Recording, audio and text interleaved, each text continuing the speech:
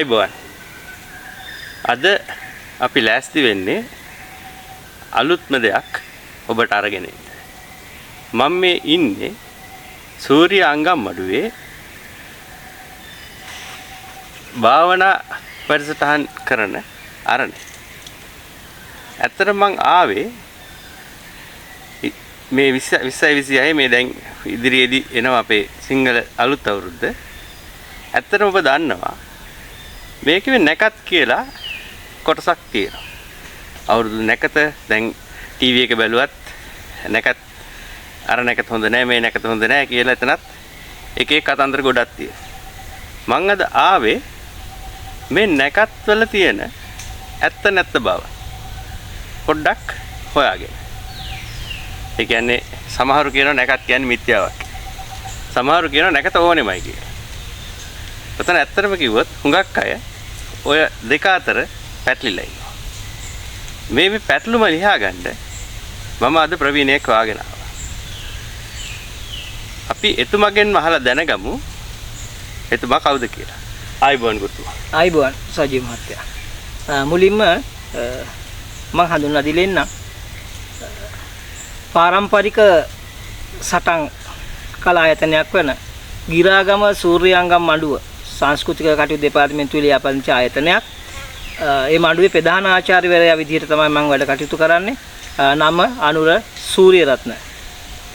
එතකොට නායකත්ව පුහුණු ඒ වගේම භාවනා වැඩසටහන් වගේම සටන් ශිල්පයේ සහ ශාස්ත්‍රයේ කියන කොටස් ටික අපි මේ පිටිය තුල තමයි මේ ඉගැන්වීම් කරන්නේ. නැත්නම් අපේ හෙළයන්ට දායාද කරන ස්ථානයක්. ඉතින් සජීව මහත්තයා හරි වැදගත් කාල පරිච්ඡේදයක ඉන්නේ. මොකද දැන් තව දවස් කිහිපයකින් අපිට අලුත් අවුරුදු උදා වෙනවා. මම හිතනවා මුලින්ම අපි අවුරුද්ද කියන්නේ මොකක්ද කියන කාරණාව පැහැදිලි කරගත්තොත් හරි වටී අපිට. හරි. මුලින්ම අපි බලමු මේ අවුරුද්ද කියන නම. නැත්නම් මේ අවුරුද්ද කියන්නේ මොකක්ද? ඇයි මේ අප්‍රේල් මාසයේ තුල මේ අවුරුද්ද කියන එක සමරන්නේ? විශේෂයෙන්ම මේ වැදගත් වෙන කාරණේ තමයි මේ අප්‍රේල් මාසේ මේ සමරන අවුරුද්ද විශේෂ වෙන්නේ මේක මේ ජාතියක් නිසාවත් ආගමක් නිසාවත් නෙමෙයි. මේ අවුරුද්ද කියන එක විශේෂයෙන් වැදගත් වෙන්නේ මේ ලංකාව කියන මේ භූමියේ ඉපිදෙන මිනිසුන්ට, මනුස්ස කොටාසයන්ට.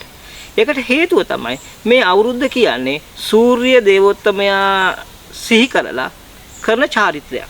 ඒකට හේතුවක් තියෙනවා. දැන් හෙළයා නැත්තම් මේ ලංකාවේ සිටි හෙළයෝ මේ චාරිත්‍ර හදලා තියෙන්නේ මේ පරිසර සාධක පිළිබඳව තිබුණ අවබෝධයත් එක්ක. දැන් ඔබට හිතෙන්න පුළුවන් මේක එක්ක මේ කොටසකට සීමා කරලා ගෝත්‍රයකට සීමා කරලා හදුව එකක් නෙමෙයි. අපි දන්නවා කවුරුත් දන්න දෙයක් තමයි ලංකාව කියන භූමියට සූර්යයා මුදුන් වෙන්නේ මෙන්න මේ අප්‍රේල් මාසේ. ඒක එදා භාෂාවෙන් තමයි අවුරුද්ද කියලා කියන්නේ. අවුර් කියන්නේ ඉර කියන එකට. ඉද්ද ගහනවා කියලා කියන්නේ අපි මුදුන් වෙනවා කියන කාරණාව නැත්තම් මේ ඉර මුදුන් වෙනවා කියන කාරණාවට. එතකොට ඉර ලංකාවට මුදුන් වෙන නිසා තමයි ඉර මුදුන් වීම අවුර් ඉද්ද අවුරුද්ද බාටපත් වෙනවා. එතකොට මේක හරිම මේ ප්‍රායෝගිකයි සජීව මහත්තයා. මොකද මේ භූමියේ ජීවත් වෙන අපි හැමෝටම සතා සිව්පාවට පවා මෙන්න මේ අවුරුද්ද කෙනක බලපානවා. මොකද ඉර මුදුන් වීම අපි කාටවත් බලපානවා. මේ උෂ්ණත්වය නැත්තම් මේ තියෙන පීඩාකාරී බව මේ අපිට බලපානවා. එහෙනම් එදා හිටිය අපේ බුද්ධිමත්තු නැත්තම් විද්වතුන් මෙන්න මේ සූර්යාගේ මුදුන් වීමත් එක්ක ලංකාවේ ඉන්න මිනිසුන්ට බලපාන මේ අධික හිරස්ම නිසා බලපාන අපහසුතාවය අපි කොහොමද මුහුණ දෙන්නේ? අන්න ඒකට ගැළපෙන ක්‍රමවේදයක් තමයි මේ හැදුවේ. මේකට තමයි අවුරුද්ද කියලා කියන්නේ. එතකොට මම දැක්ක සමහර තැන්වල මේකට වසන්ත සමය කියලා අපිට කියනවා. ලංකාවට මේක වැරදියට අවබෝධ කරගන්න එපා. මේක වසන්ත කාලයක් නෙමෙයි. මොකද වසන්ත කාලය කියන්නේ හරිම සතුටින් ඉන්න පුළුවන් සහ මේ පාරිසරික අතින් හරි සෞම්‍ය කාලයක් වෙන්න එපා. නමුත් ලංකාවට තියෙන මේ වසන්ත කාලයක් නෙමෙයි. මේ වචනේ වැරදි. ලංකාවට තියෙන දුෂ්කර කාලයක් තමයි මේ අවුරුද්ද කියලා කියන අධික හිරු රශ්මියක් එක්ක එන කාල පරාසයක්. එතකොට මේකට ගැළපෙන විදියට ආහාර පාන සකස් කරගත්තා. ඒ වගේම තමයි පරිසරය උණුසුම් වීමේදී මේ වායුගෝලයට බලපෑමක් ඇති වෙනවා. වායුගෝලයට බලපෑමක් ඇති වෙනකොට මේ වායුගෝලය තුල තියෙන විවිධ වායු වර්ග නැත්තම් අපි කියනවා මූලද්‍රව්‍ය.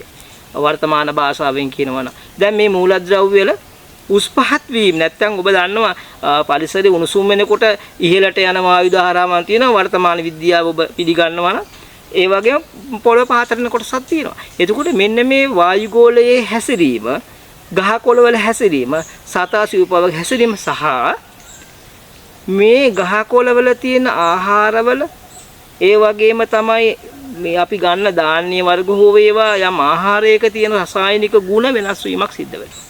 ජලයේ ගුණේ වෙනස් වීමක් සිද්ධ වෙනවා. මේක හරි බැරෑරුම් කාර්යයක්. මෙන්න මේ හැම දෙයක් පිළිබඳව අපේ මිනිස්සු හරි අවබෝධයෙන් හිටියේ. ඒ නිසා තමයි ආහාර රටාව වෙනස් කරා වෙනදට වඩා ඊළඟට මිනිස්සුන්ගේ චර්යා රටාව වෙනස් කරා වෙනදට වඩා ඊළඟට ආහාර ගන්න වෙලාවල් ඔබ අහුව විදිය සජීව මහත්තයා මේ නැකශාස්ත්‍රය කියන එක යොදා ගන්නෙම මේ පරිසර සාධකයෙන් එන බලපෑම නැති කරා. මේක බොහෝ දෙනෙකුට අවබෝධ කරගන්න බැරි වීම නිසා මිත්‍යාවක් කියලා තමයි තීරණය කරලා තියෙන්නේ. හැබැයි මේක මිත්‍යාවක් නෙමෙයි. ඒකට හේතුව අපි දන්නා මිත්‍යාව කියලා කියන්නේ වැරදි දැක්ම කියන එක. හැබැයි මේ අවුරුදු චාරිත්‍ර හෝ වේවා මේ තියෙන දේවල් වැරදි දැක්ම තමයි මිත්‍යාව කියලා කියන්නේ. හැබැයි මේක නිවැරදි. එදා හෙලෝ දැක්ක මේක නිවැරදි ක්‍රම විදිහට ඒක මිත්‍යාවක් වෙන්න බෑ. මම පැහැදිලි කරලා දෙන්න මිත්‍යාවක් වෙන්නේ නැති කොහොමද කියලා. ඔබට තේරෙන පිරිසක් එතකොට ඔබට තේරෙයි මම මේ කිව්වට පස්සේ මේ එක එක කොහොමද මිත්‍යාවක් නොවි ඇත්තටම මේක රකින්න ඕන දෙයක්. මොකද මේක රකින්නේ වෙන මොනකටවත් නෙමෙයි. ඔබේ නිරෝගීකම සහ ඔබේ ආයු ශක්තිය වර්ධනය කරගන්නම තමයි මේ අවුරුදු චාරිත්‍ර රකින්නම ඕන. ගුරුතුමා පොඩ්ඩක් බාධා කරනවා. මේ ඇත්තටම ගුරුතුමා මොකද්ද මේ නැකතක් කියන්නේ? එතකොට නැකතක් කොහොමද නිර්මාණය වෙන්නේ? එතකොට නැකතකදී විද්‍යාත්මක தත්ත්වය මොකක්ද? නැකතක් කොහොමද අපට බලපාන්නේ? පුළුවන් නම් මේ කොටස මට විස්තර කරලා දෙන්න. ඔව් සජීව මහත්තයා මෙහෙම මේක ටිකක් දිග මාතෘකාවක් සහ බැරෑරුම් විෂයපතයක් තියෙන්නේ. නමුත් මම කෙටියෙන් පැහැදිලි කරලා දෙන්නම් ඔබට. මේක පැහැදිලි වෙන විදිය තේරුම් ගන්න පුළුවන් විදියට ඊටාම කෙටියෙන් පැහැදිලි කරන්න. මොකද අපේ මේ වැඩසටහන දික් වෙන නිසා නැකතක් කියලා කියන්නේ මෙහෙමයි හැදෙන්නේ මේක. මේ ඉස්සර අපේ විද්වතුන් නැත්නම් අපි ඉන්න ඍෂිවරු කියන කණ්ඩායම ලංකාවේ බොහොම හිටියා. මෙයාලට අපිට වඩා ලෝකෙ දකින්න පුළුවන් වුණා. එතකොට දැන් මේ නැකත් හැදෙනකොට ඔබ දන්නවා මේ ගොඩක් ලාට කේන්දරේ බලපාලා තියෙනවා හදනකොට. ඒකට හේතුව තමයි මේ විශ්වයේම සිතියම්ගත කරලා තියෙන්නේ. කෙනෙක් උප්පත්ති ලැබෙන වේලාවකදී විශ්වයේ සිතියම්ගත කරනවා.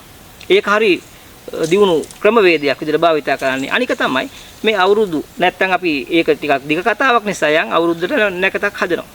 ඒ කියන්නේ සියල්ලට පොදු වෙන්න. මේ නැකත හදන විදිය මම කියන්නම්. මේක හදන්නේ මෙහෙම. නැකතක් හදන විශේෂයෙන්ම ඔය පාරිසරික සාධක කියන එක බලපානවා. පාරිසරික සාධක වෙනස් වෙන්න සූර්යයා අංකකෙන් බලපානවා. චන්ද්‍රයා අංකකෙම බලපාන කාරණා දෙකක්. කියන සූර්යයාගේ ශක්තිය සහ සඳුගේ ශක්තිය කියන මේ ශක්තියින් බලපානවා. මේ ශක්ති ප්‍රභව දෙක නිසා පෘථුවියේ තියෙන මේ පරිසරය විපර්යාස වලට ලක් වෙනවා. අපි දන්නවා දවල් කාලේට පරිසරයේ තියෙන වෙනස නෙමෙයි රාත්‍රී කාලේට තියෙන්නේ. එතකොට අපි දන්න දේ තමයි උෂ්ණත්වය හිරුගෙන් සපයනකොට සිසිල් ගුණය තමයි සඳුගෙන් එන්නේ.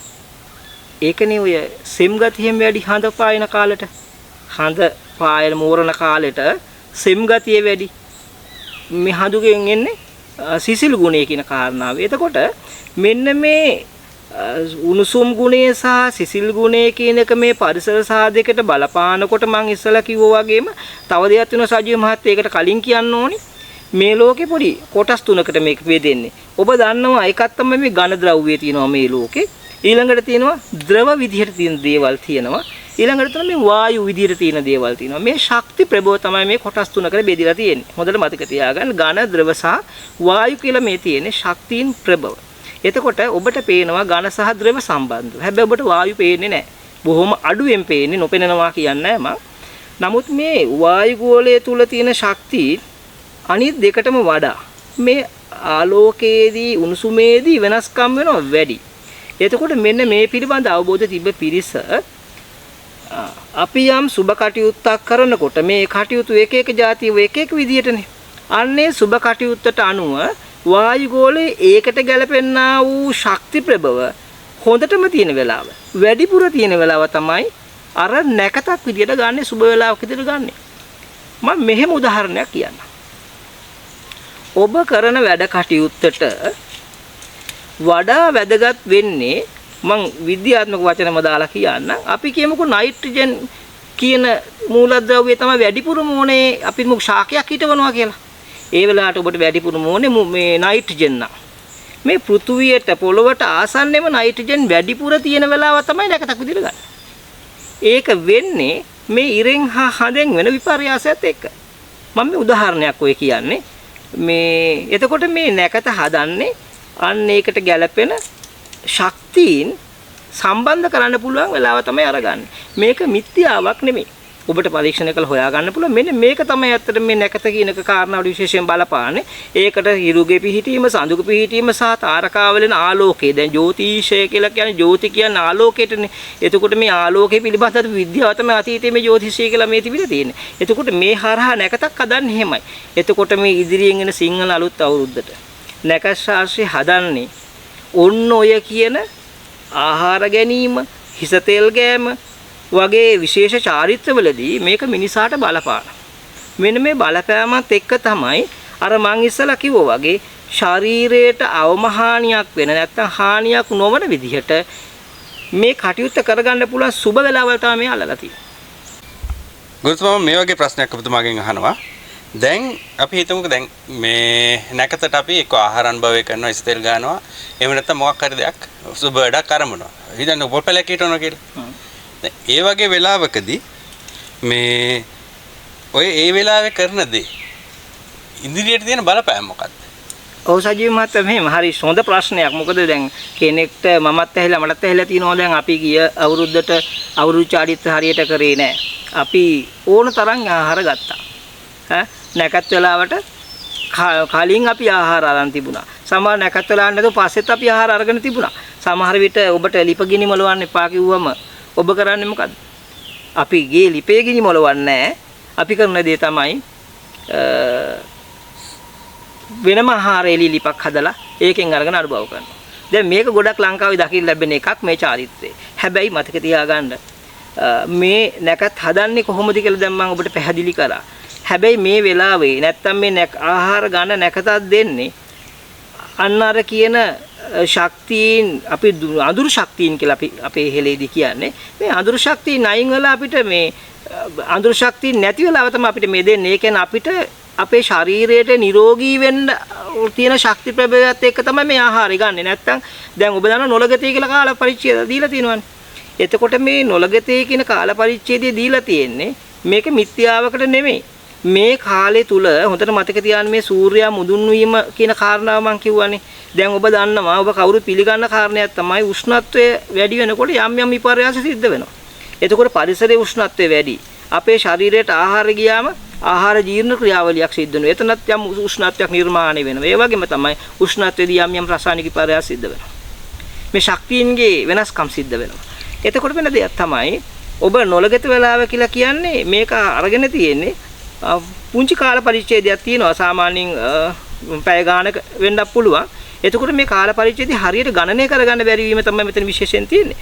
මෙන්න මේ වෙලාව තුල මේ අපි ඔය කියන ආහාරයක් ගන්න එපා කිව්වම ආහාරයක් අරන් තියෙනවා නම් තෙල් ගන්න එපා කිව්වම තෙල් ටිකක් ගාලා තියෙනවා නම් වෙන දේ තමයි විශේෂයෙන්ම ආහාර ගැන කියන්නම්. ආහාර ගැන අහුව නිසා එහෙම ආහාරයක් ගත්තට පස්සේ මේ වෙන විපර්යාසයත් එක්ක ශරීරයට යම් යම් බලපෑම් සිද්ධ වෙනවා. සමහර විට ඔබ ගන්න ආහාර වර්ගේ කවුරුත් දන්නේ නැහනේ. දැන් මේක හදලා තියෙන්නේ පොදු කොන්දේසි ටිකක් තියෙන්නේ. දැන් අපි මේ වෙලාවට ගන්න ආහාර අපි කවුරුත් දන්නේ නැහනේ. එක එකන එක එක තැන්වල එක එක විදිහ ආහාර ගන්නවා. හැබැයි මේ ගන්න ආහාරවල තියෙන යම් යම් ක්‍රියාකාරීත්වයන් උෂ්ණත්වය වැඩි වෙන නිසා ඔබේ ශරීරයට හානි සිද්ධ වෙනවා. හිතන්න එපා මේ වෙලෙම මැල්ල වැටෙනවා කියලා. එහෙම වෙන්නේ නැහැ. නමුත් ඔබට අවුරුද්ද පුරාවට මේක බලපන සමහර ජීවිත කාලෙට බලපානවා.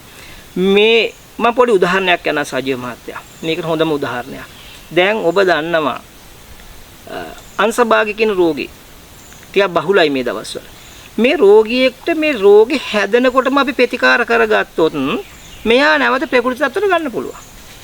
හැබැයි මෙයා මේක හැදුනට පස්සේ ටික වෙලාවකින් දවසක් හරි අපි ටිකක් පරක්කු කරලා මේකට බෙහෙත් ගත්තොත් සදාතනික උත්පල වෙනවා.